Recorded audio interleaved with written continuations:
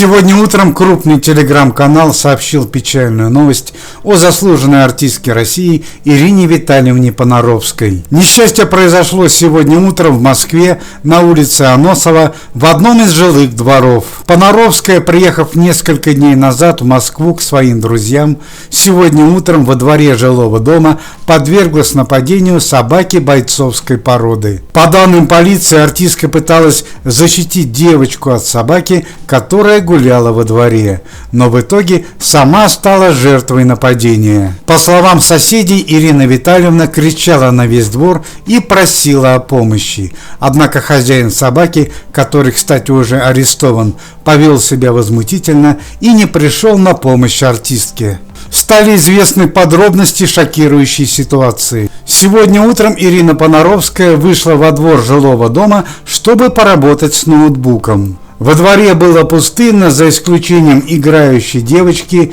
и группы незнакомых людей, которые были явно навеселе и выгуливали собак. Собаки были бойцовской породы и гуляли без намордников. В какой-то момент они очень близко подошли к девочке, и Ирина стала кричать на них и махать руками. Понаровская большая любительница домашних животных, но она общается только с кошками. В ее квартире их целых 7 штук. Однако с собаками подобной породы Ирина Витальевна никогда не контактировала. Вероятно, поэтому она и допустила трагическую ошибку.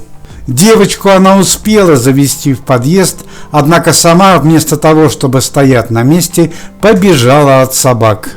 По словам соседей, Ирина закричала во весь голос и умоляла о помощи. Однако хозяин собаки и его друзья вначале сняли все происходящее на камеру телефона и лишь потом отогнали собак.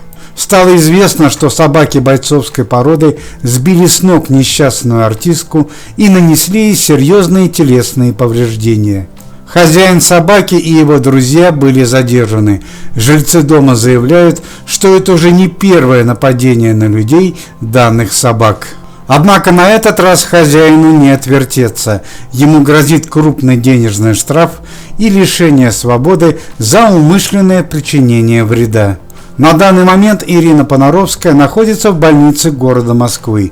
Ее состояние здоровья оценивается как тяжелое. Если все закончится благополучно, Ирине Витальевне придется пройти антирабическое лечение, курс прививок от бешенства. Это уже не первый случай нападения собак на артистов в этом году.